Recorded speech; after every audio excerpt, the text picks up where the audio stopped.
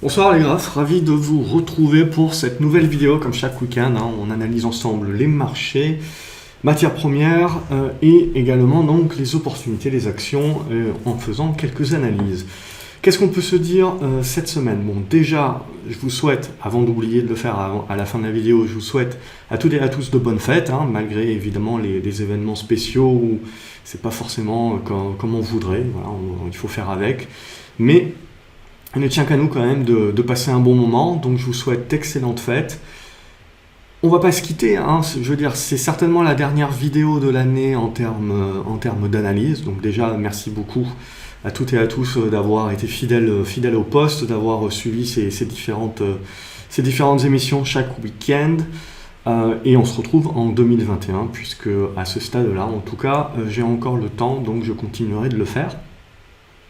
Sinon, il y aura quand même des vidéos, je pense que je publierai quand même la semaine prochaine, en début de semaine, encore quelques vidéos, mais pas les vidéos analyse du week-end. Le week-end prochain c'est Noël, donc on le fera pas, et donc quand on se retrouvera la semaine d'après, ça sera déjà je pense le 2 janvier ou quelque chose comme ça. Donc voilà un petit peu, je publierai quand même quelques vidéos la semaine prochaine, j'essaierai de faire de mon mieux pour ça, d'avoir un petit peu de temps pour un petit peu dégrossir un certain nombre de choses. Forcément, je vais être en régime un petit peu détente, c'est-à-dire je vais prendre un petit peu plus de temps pour vous répondre à vos emails, à vos questions, etc., à droite et à gauche. Donc voilà, si je prends un petit peu plus de temps, c'est voulu, entre guillemets, aussi pour un petit peu de repos. Ça fait un petit moment que c'est pas arrivé. Donc on va attaquer sur le CAC 40. Avant de commencer le CAC 40, on a eu la fête cette semaine. Comme la BCE, on n'a rien eu de neuf, dans le sens où voilà, les banques centrales sont toujours là, sont en train d'envoyer encore des cartouches supplémentaires et sont prêtes à en envoyer des nouvelles. Comme je vous ai dit, de toute façon, il ne faut pas sous-estimer la créativité de l'ingénierie financière des banques centrales. Des cartouches, il y en a, on est dans un monde de taux bas, il n'y a pas de pression et le marché a confiance. Donc tant que tout cela c'est toujours le cas, il n'y a pas de raison réellement de s'inquiéter. C'est blindé de liquidité, donc on achète des actions, mais on achète aussi de la couverture avec de l'or, des minières, on a vu cette semaine notamment, et on achète aussi du Bitcoin. Voilà. Donc en gros, c'est tellement blindé de liquidité qu'on voit qu'il n'y a pas d'arbitrage, on achète de tout. Donc voilà un petit peu, bien entendu. À un moment donné ou à un autre, l'élastique sera un petit peu trop tendu, donc on aura une correction au prorata. À ce stade-là, ce n'est pas encore le cas, mais quand ça arrivera, ce n'est pas parce que vous perdrez 2-3% sur des indices, potentiellement 10, 15, 20% sur certaines valeurs, qu'on a gagné 100 ou 150, qu'il faudra crier tout de suite au crack, machin. Bon, je vous le dis, mais je sais très bien que ça va arriver. C'est toujours la même chose. Mais ça sera normal et ça sera sain quand ça adviendra. Pour l'instant, on n'y est pas du tout. Et donc, à moins que, à part les taux longs qu'il faut regarder, le reste, ça va être très compliqué. En plus, on va se retrouver en début d'année. Alors, je pense dès certainement la fin de cette année, début d'année prochaine, avec pas mal de cash encore et pas mal de gérants qui vont se retrouver avec pas mal de flux. Parce qu'il faut bien se dire aussi qu'ils étaient très cash. Et il y a 2 mois, ils sont rentrés très fort sur le marché. Ils ont du coup réduit un petit peu le cash. Certains ont pris quelques profits à droite et à gauche, ont fait un petit peu de window dressing, du nettoyage, avant pour ne pas montrer aussi les titres un petit peu dégueulasses qu'on n'a pas envie de montrer, mais derrière aussi, et puis en prenant des titres qu'on a envie de montrer, très souvent dans la tech ou dans ce qu'on appelle également donc les énergies renouvelables, la green tech. Mais en début d'année, il peut y avoir d'autres arbitrages. C'est-à-dire qu'on peut revenir justement sur les titres un petit peu délaissés qu'on n'a pas voulu montrer aux clients, et on peut se délester et potentiellement aussi de titres un petit peu survalorisés.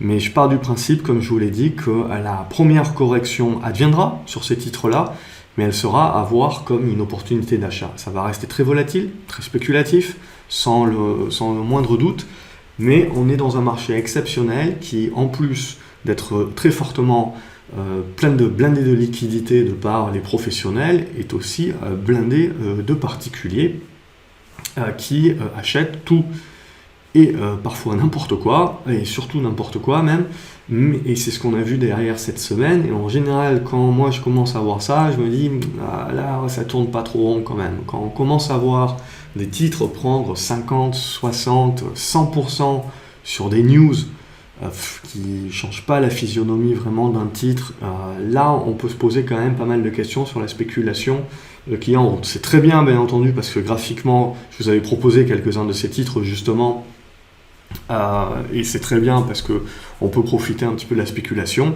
mais à terme quand même ça veut jamais dire grand chose de bon pour, on va dire, le côté sain de la tendance. Mais à ce stade-là, la musique est toujours là, on continue de danser. Donc, au niveau de notre CAC 40, du coup, si on revient à nos moutons, on est toujours dans notre figure de congestion neutre. On commence à affiner vers ce triangle symétrique, donc, avec cette zone des 5000 points en soutien et une zone de résistance aux alentours des 5580. Il faudra soit sortir par le haut pour confirmer un break ensuite des 5610, 5620 pour aller chercher 5700 points, ou au contraire, souffler un petit peu plus fort en cassant les 5500 et s'ouvrir, je pense, en retour vers les 5400.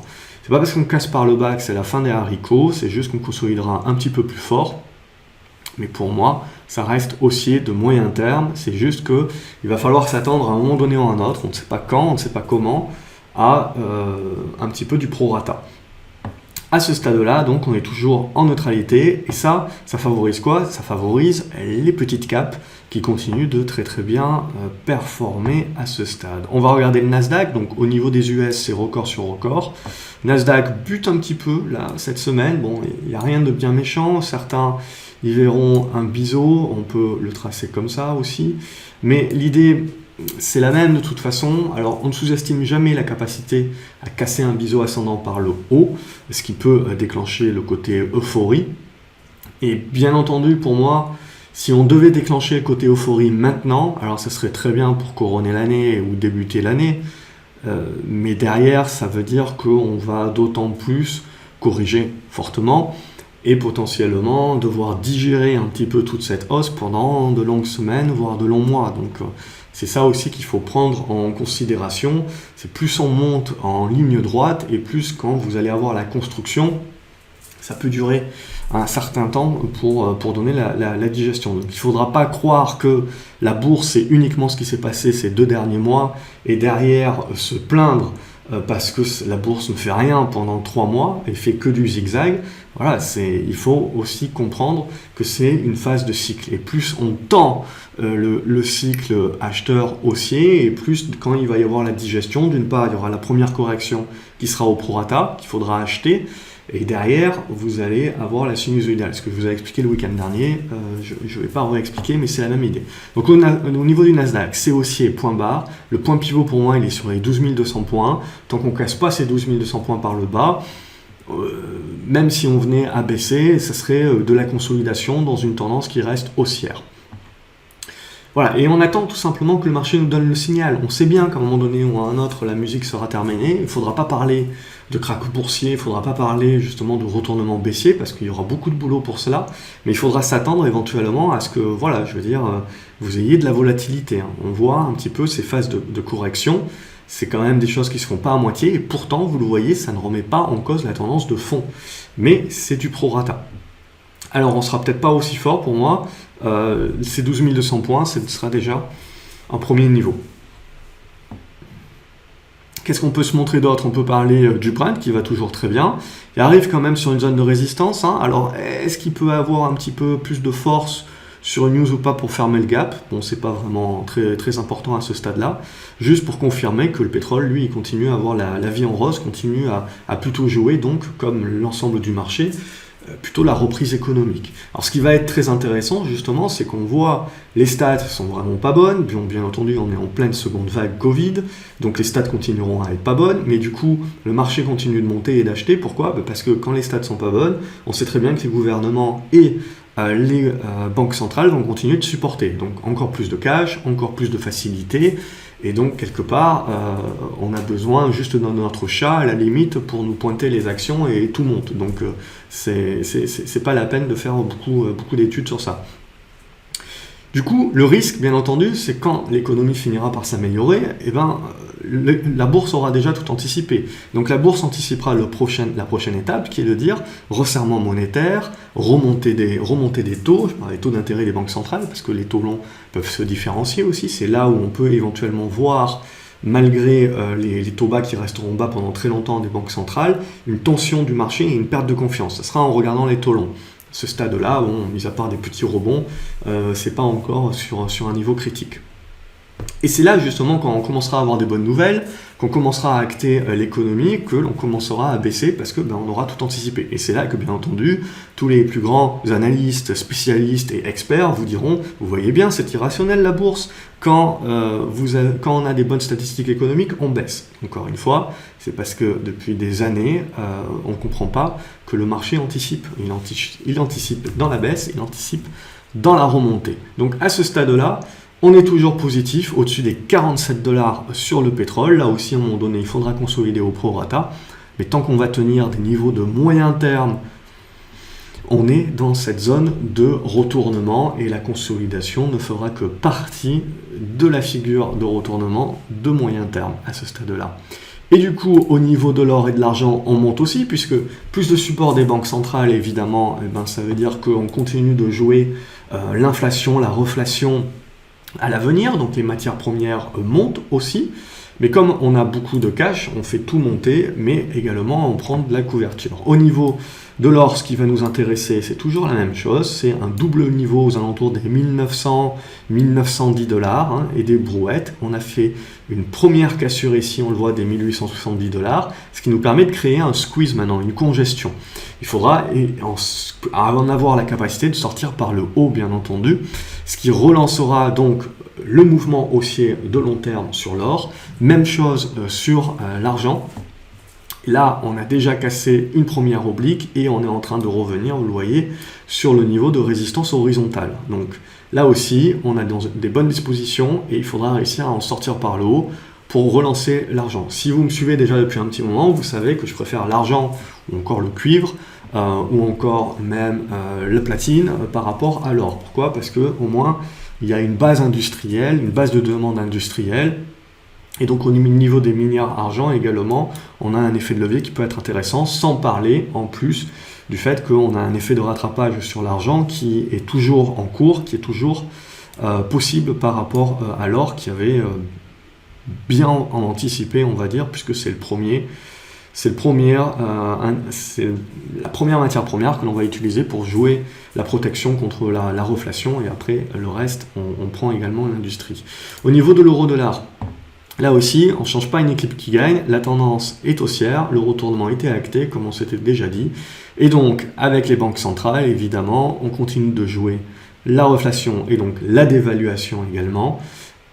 Et donc du coup, on a cassé avec l'euro dollar, on a cassé cette zone des 1,21 et des brouettes, et on va chercher, pour moi, une zone là aux alentours des 1,24. On aura peut-être une petite consolidation en mode pullback intermédiaire, mais l'objectif demeure un retour sur la zone des 1,24. Et si jamais, plus tard justement, le marché se met à corriger, il y aura fort à parier qu'on corrigera sur tout, on corrigera sur le Bitcoin, on corrigera sur l'or, on corrigera sur les actions. Pourquoi ? Parce qu'il y aura des appels de marge, il y aura une recherche de revenir à du cash, et donc même les positions de couverture, on les sortira, tout du moins à court terme, et on reviendra se placer sur quoi ? On reviendra se placer sur du yen, on reviendra se placer sur du dollar, et éventuellement du franc suisse, mais surtout du yen et du dollar, et ça également, c'est pour ça qu'on suit l'euro-dollar, ça nous permet également de suivre un petit peu le sentiment de marché par rapport à cela. Voilà, je pense que j'ai fait un petit peu le tour, ça ne sert à rien après d'aller un petit peu trop dans le détail, on garde ça au niveau de l'Académie des graphes, et on va regarder les actions. Donc on va faire simple, cette semaine, on va reprendre un petit peu tout ce qu'on suit déjà depuis un petit moment, bien entendu il y en a un petit peu plus, et je vais faire mon aparté tout de suite. Et mon aparté tout de suite, c'est, je vais vous montrer un petit peu. Alors on en avait parlé ces derniers week-ends, je vous avais dit, bon, on sent qu'il y a quelques bonnes valeurs spéculatives qui sont pas loin de partir, et quand c'est le cas, en général, c'est très bien pour pouvoir y participer, etc. Mais il faut quand même commencer ensuite à se méfier un petit peu, ça veut dire qu'on rentre on boucle la boucle entre guillemets et qu'il va falloir se faire attention parce que autant on n'a pas l'impression là que ça peut baisser, oui, mais on n'a pas l'impression que voilà, il y a du monde dans les carnets d'ordre, etc. Donc tout va bien. Mais si jamais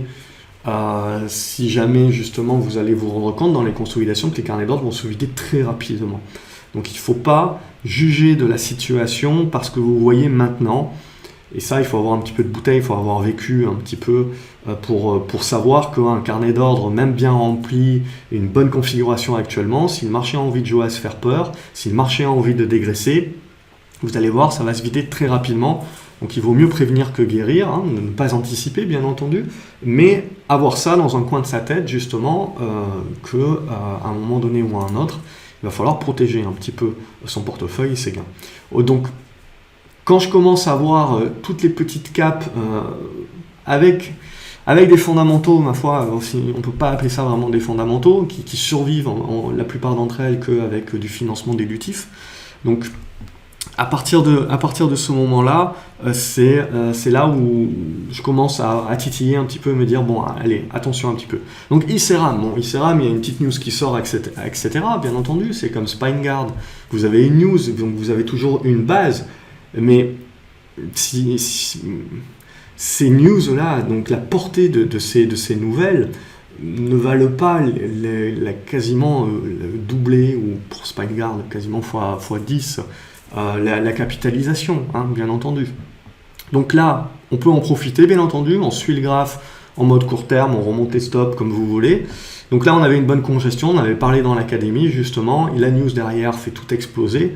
Mais voilà, là, après, la difficulté, alors ça peut continuer, ça peut toujours continuer, mais ce que ça vous démontre, en fait, c'est la spéculation du marché.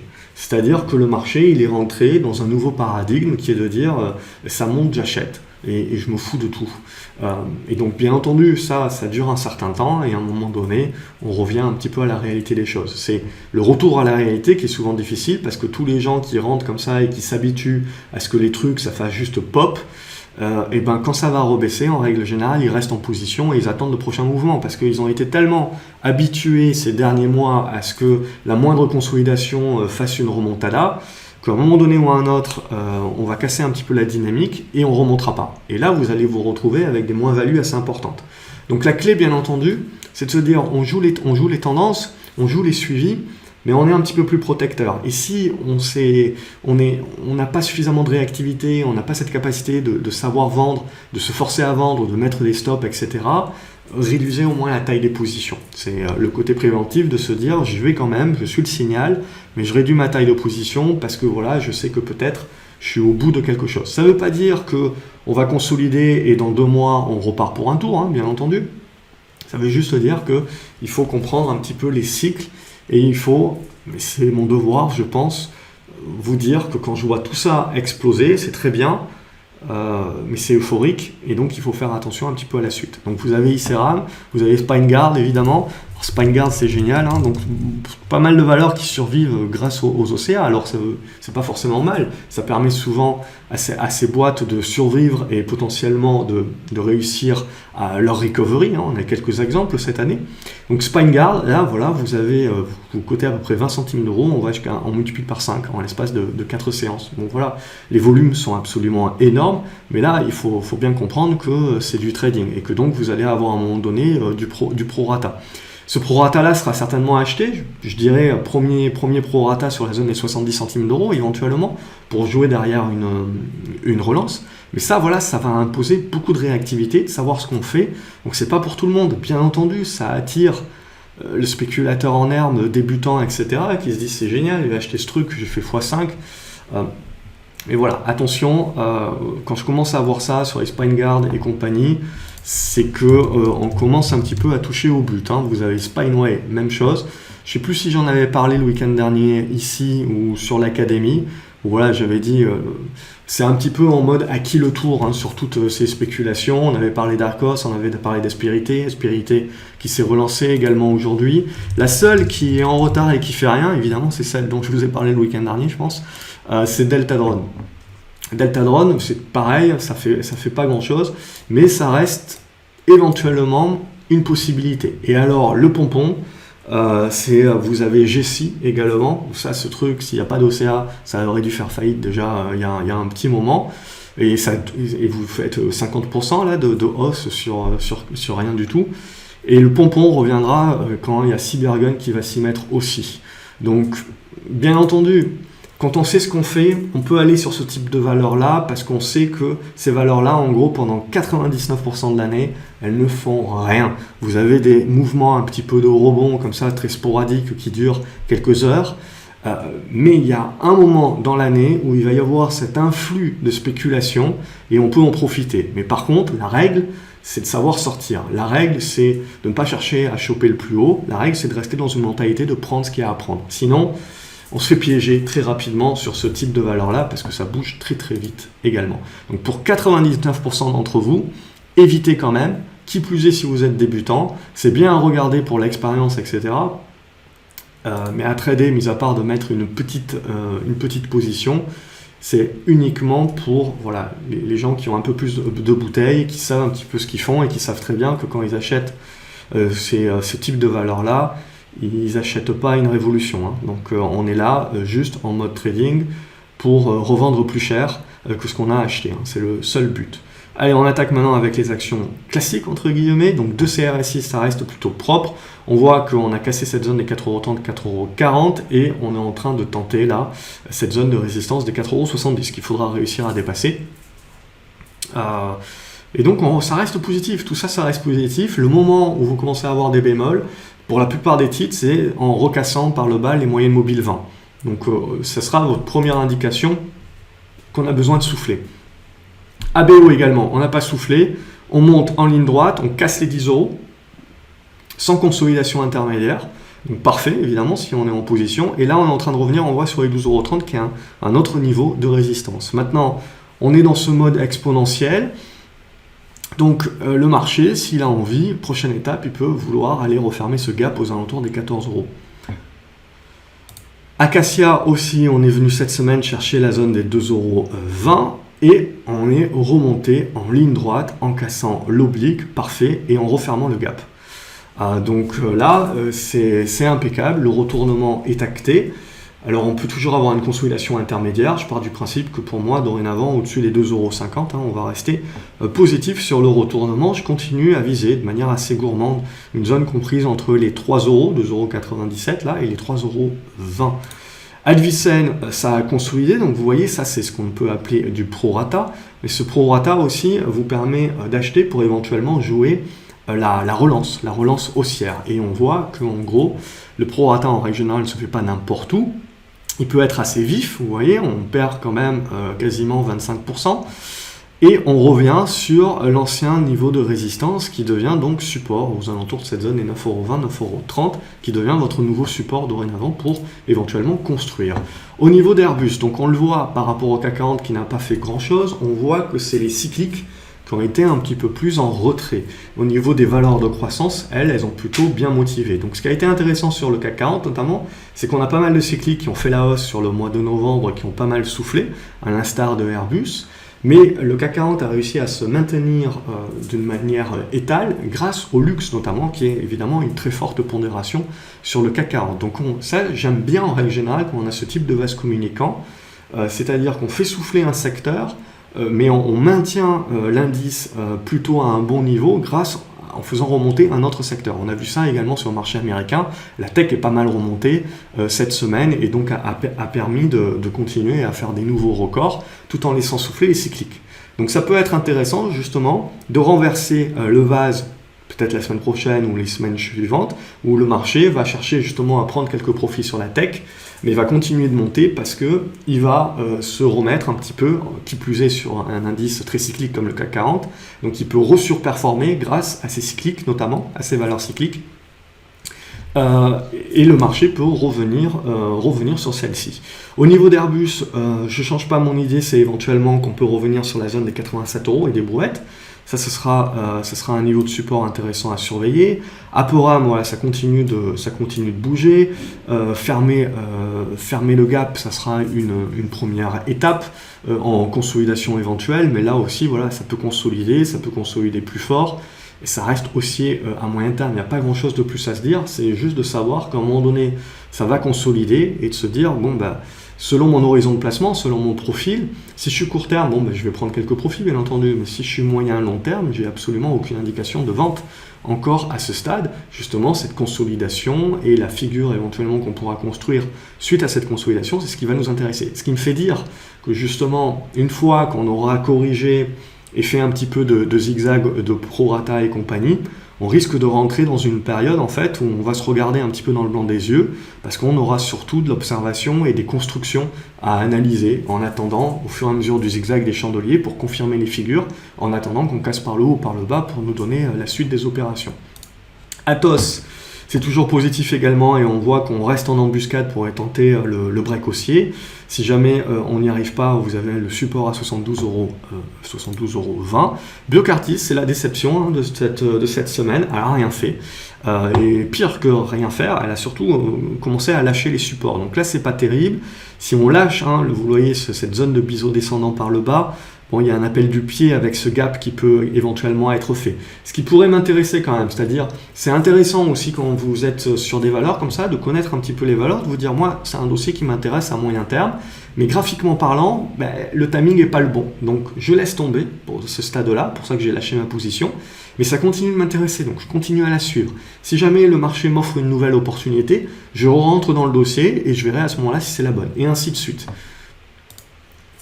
Le but, hein, c'est en gros, c'est tant que j'ai tort, je ne perds pas beaucoup d'argent. Le jour où j'ai raison, je vais en gagner beaucoup et je ne me frustre pas à louper les positions éventuelles. On a Boiron là, qui est en train de bien construire dans une figure en triangle, qui peut, en cassant, vous voyez, les 40,70 €, essayer de lâcher un petit peu plus les chevaux. Vous avez Garbet aussi qui s'est pas mal tenu, on en avait parlé dans l'atelier de l'académie. Vous avez Céliade fait toujours pas grand chose, mais c'est normal, la tendance c'est pas moindre risque, elle est baissière même, et là ce qu'on attend c'est éventuellement juste cette consolidation-congestion. Ça casse par le bas évidemment, c'est pas terrible, on ira chercher les 6 € certainement, voire ce gap ici là, vous voyez des 5,60 €, donc autant dire c'est pas le moment d'être en position où juste pour jouer un rebond et si ça casse par le bas il faut rapidement se tirer.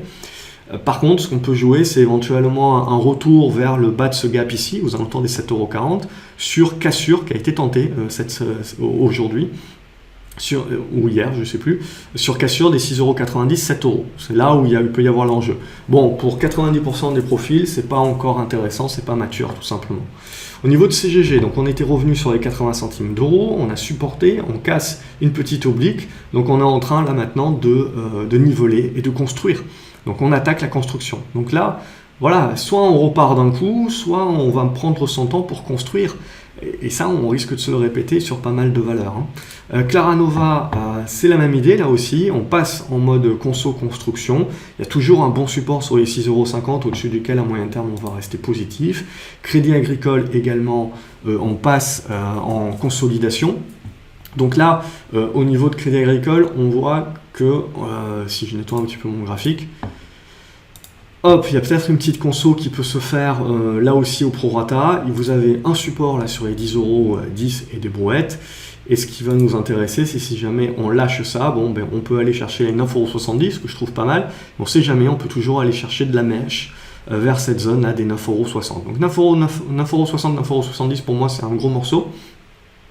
Si jamais on lâche la moyenne mobile 20 et cette zone des 10,08 €. Sinon, ben, là aussi, ça va être de la construction. C'est juste à un moment donné, vous allez avoir des constructions un petit peu plus profondes sur certains titres, mais qui peuvent aussi revêtir une certaine opportunité pour ceux qui sont réactifs. Au niveau de DBV, on est en train de revenir à la charge, hop, sur le triangle ascendant et donc éventuellement la cassure par le haut. Ça sera observé la semaine prochaine pour un signal. Des Richebourg, ça consolide toujours à plat, il n'y a pas grand chose de plus à se dire, c'est haussier point barre et on voit dans ces consolidations à plat que le mouvement est quand même toujours très fort.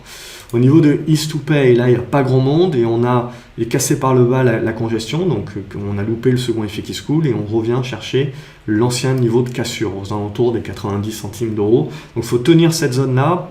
Il peut toujours y avoir un rebond, mais la zone des 1,03, 1,04 devient résistance.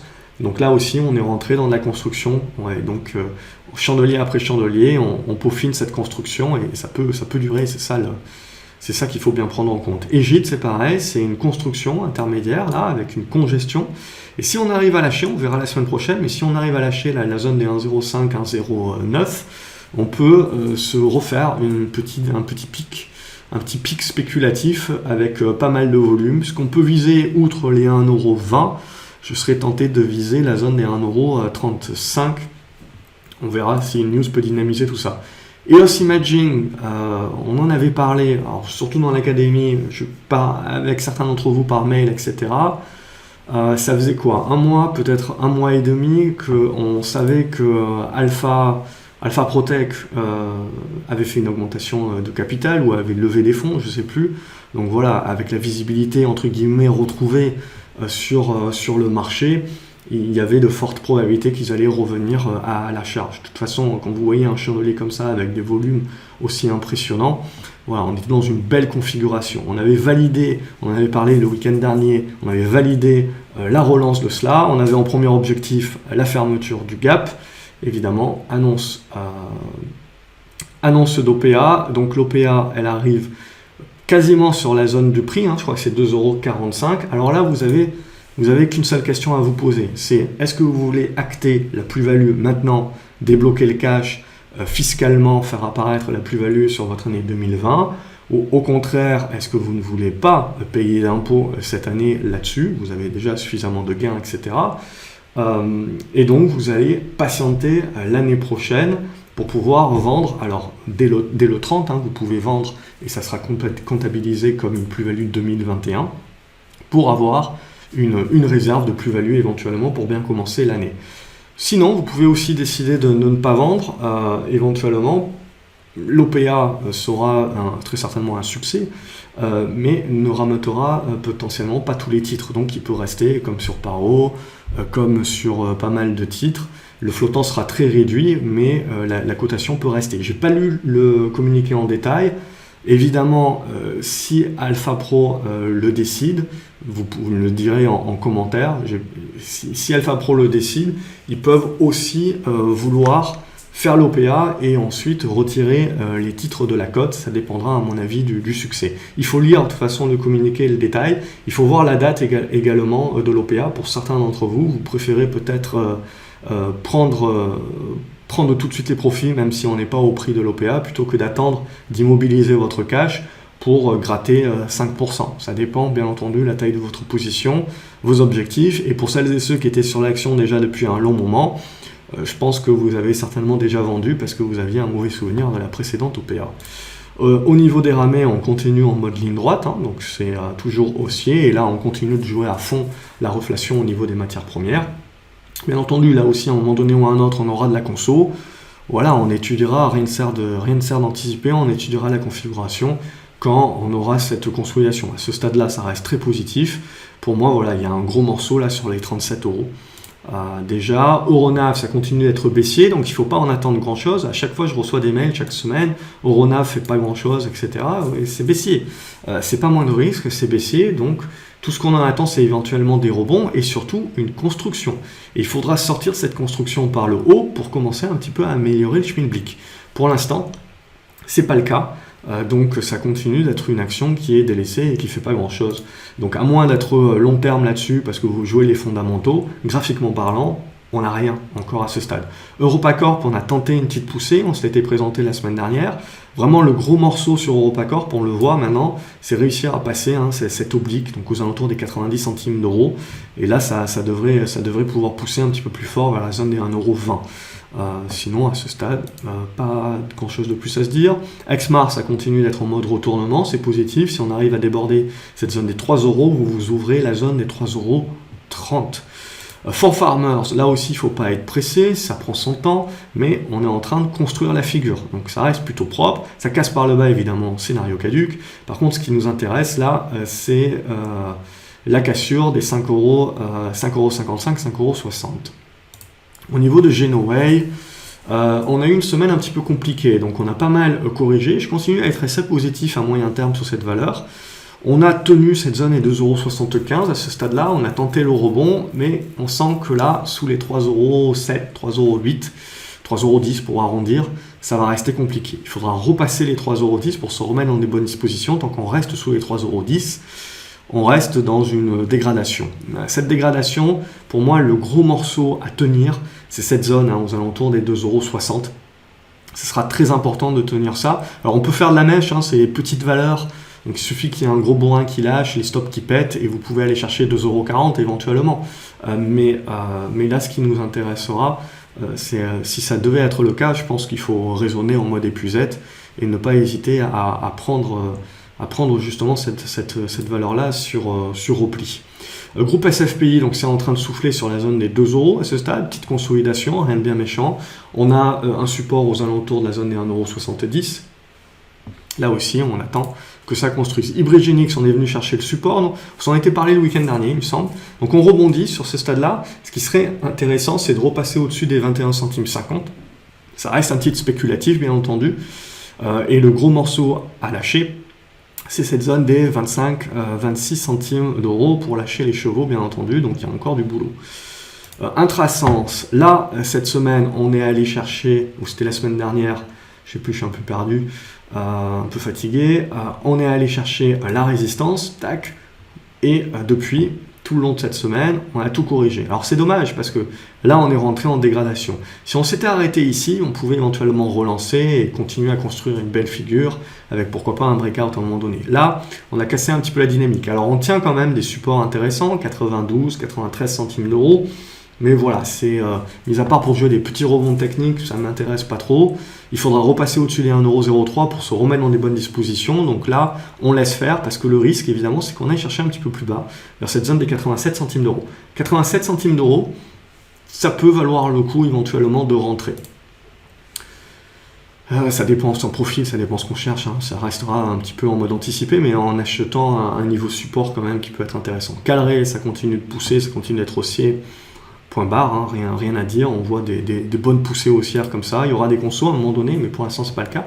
Et LVMH, donc a bien tenu le début de la semaine, qui consolide un petit peu cette semaine, et qui à ce stade est revenu sur sa moyenne mobile 20. On peut revenir ici jusqu'à la zone des 490 €, voilà, on est en train là aussi de neutraliser un petit peu la tendance. Donc je pars du principe que, super important de regarder LVMH, parce que si LVMH commence à consolider et que les valeurs cycliques ne rebondissent pas, bien entendu, le CAC 40 commencera à souffrir à ce moment-là et commencera donc, comme on l'a dit, à casser les 5500 par le bas et potentiellement à aller chercher 5400 points. Alors, il y a d'autres niveaux intermédiaires comme les 5450, mais vous avez les 5400 points, etc. Mais pour moi, LVMH, je veux dire, tant qu'on va tenir la zone des 485 €, voilà, il n'y a pas de drame, c'est une consolidation et il faudra construire et commenter la construction ensemble au fur et à mesure. Mon Akea pour l'instant n'arrive pas à lâcher les chevaux, on voit n'arrive pas à dépasser cette zone des 1,50 €. On reste dans une consolidation construction qui reste propre au-dessus des 1,28 € à ce stade-là.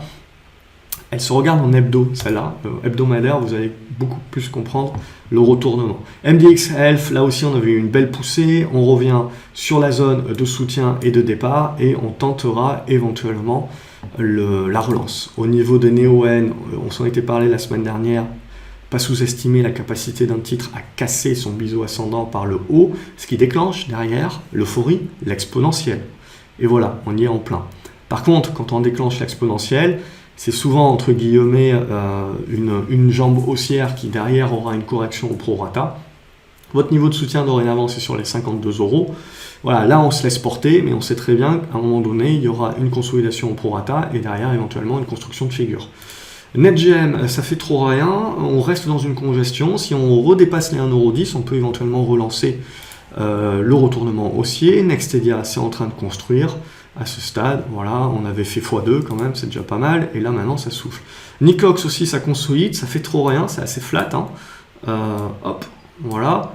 Donc on est en train de construire éventuellement ce petit triangle symétrique, il faudra en sortir par le haut pour commencer à revenir chercher les 4,60 € en premier lieu.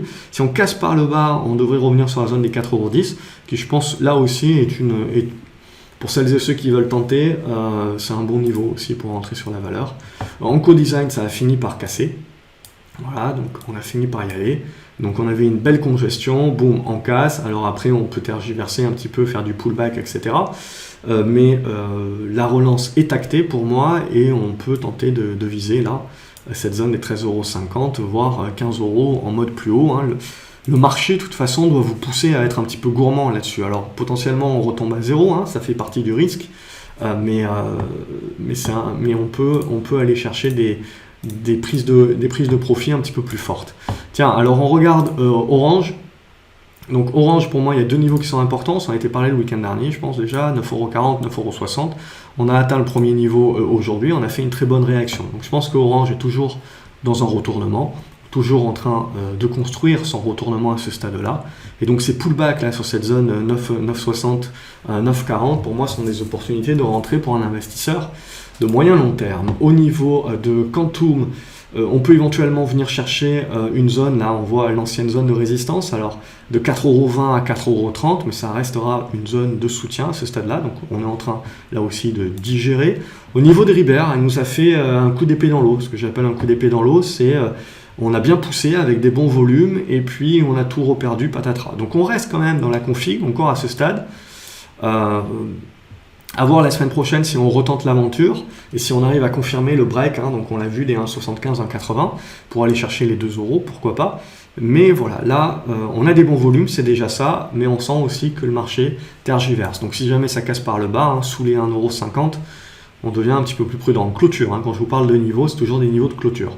Au niveau de Sanofi, on a enfin trouvé un petit support là sur la zone des 76 €, donc on est en train de réagir. Ça reste une tendance à la baisse en graphique journalier, bien entendu, et là aussi, on est en train de construire. Donc là, on est en mode rebond technique. Au niveau de Serge Ferrari, ça fait rien, ça dort. On peut éventuellement revenir chercher les 5,50 €, ne sous-estimons pas cette possibilité. Ça reste dans un triangle symétrique où on attend la sortie par le haut ou par le bas pour la suite des opérations. Au niveau de Société Générale, ça continue de consolider à plat à ce stade, rien de bien majeur, et on voit donc qu'on a un support aux alentours des 16,50 €. C'est si on ne tient pas ces supports-là qu'on va enfoncer un petit peu plus fort, mais même si on enfonce un petit peu plus fort, il y a quand même d'autres supports qui vont intéresser. Et là, sur Société Générale, on peut penser notamment à cette zone des 14,70 €, sans parler des 15,15 €, 15,20 € également. Technicolor, on a retenté une poussée cette semaine. Donc on a fait le pullback sur l'ancienne oblique cassée, et là on est en train de retenter éventuellement une poussée. Si on casse les 1,90 €, ça sera validé et on s'ouvrira certainement, je serais tenté de dire, la zone des 2,30 € et plus si affinité. Technip également, c'est une consolidation à plat qui est en train de se mettre en place. On peut le voir comme ceci également. Donc là aussi, on est en train de construire. Alors, on peut nettoyer un petit peu le graphique, un petit peu plus. Là, voilà, pour moi, c'est un retournement haussier de moyen terme qui est en train de se valider au-dessus des 6,40 €, 6,90 € à ce stade-là, et on est éventuellement en train de construire. Il faudra casser les 8,40 € pour aller chercher un petit peu plus haut, c'est-à-dire le bas du gap sur cette zone des 9,40 €, éventuellement le milieu du gap sur la zone des 10,30 €. Ça, c'est très intéressant parce que, comme vous le voyez, en gros, si on veut croire que les marchés ont encore du potentiel, c'est du côté des valeurs cycliques que ça doit maintenant relancer. Thales, donc là aussi, ça consolide. Hop, alors si j'arrive à bien tracer, bien entendu. Donc c'est en train de consolider. Là aussi, rien de bien majeur. Je pense qu'il y a des bons niveaux de soutien là dans cette zone des 72 €, 73 €, et qu'on peut éventuellement tergiverser encore, tac, tac, tac, mais que ça reste de la construction que je trouve intéressante. Voilà un petit peu ce qu'on peut potentiellement commencer à tracer au fur et à mesure des chandeliers. Et donc on commence à tracer, vous voyez, des figures de digestion, consolidation, construction, et on verra. Ça lâche par le bas, on commencera à mettre à mal en effet les phases de retournement, et ça voudra dire aussi que le marché s'inquiète un petit peu plus peut-être, tant qu'on conserve ces configurations, et le jour où on casse par le haut, on relance tout, et donc ça veut dire que le marché acte le fait qu'on joue la reprise. Total, c'est le même type de configuration, donc voilà, on est en train de consolider plutôt à plat. On peut même aller chercher jusqu'aux 33, 34 €, je vous l'ai dit. Pour moi, c'est des bonnes zones de soutien. Je ne remets pas en cause la tendance moyen terme. U10 n'a pas eu la capacité de faire son break, donc on continue de rester en embuscade, mais ça continue d'être ces 1,45 € à lâcher. Humanis, on avait parlé la semaine dernière du break. Dès lundi, il y a eu le break et on est allé chercher au-delà de l'objectif. Il y avait quoi, 7 €, je vous avais dit en objectif, je sais plus, quelque chose comme ça. Voilà un petit peu où on en est et on peut commencer à construire éventuellement cette oblique. Donc petite consolidation intermédiaire pour éventuellement jouer la relance. Il y a eu des bons volumes quand même. Donc on voit aussi sur pas mal de petites caps, Mooninvest, Cogra, Quamplify, pas mal de bons dossiers qui étaient des dossiers value qu'on avait présentés aussi dans l'académie. Et on voit le marché qui avait délaissé complètement tous ces titres. Est revenu dessus en mode tout droit pour certains d'entre eux. Il n'y a pas eu de consolidation. Unibail, donc consolidation à plat. Hop, on peut commencer à tracer les choses comme ça. Hop, donc petite consolidation à plat, mais là aussi c'est costaud, quoi, ça tient bien. Donc pour moi, voilà, j'aurais cru que c'était juste un simple rebond dans une tendance qui va rester un petit peu pas terrible, etc. Vous auriez eu des grosses corrections tout de suite, là, des gros vendeurs, on prend les profits tout de suite.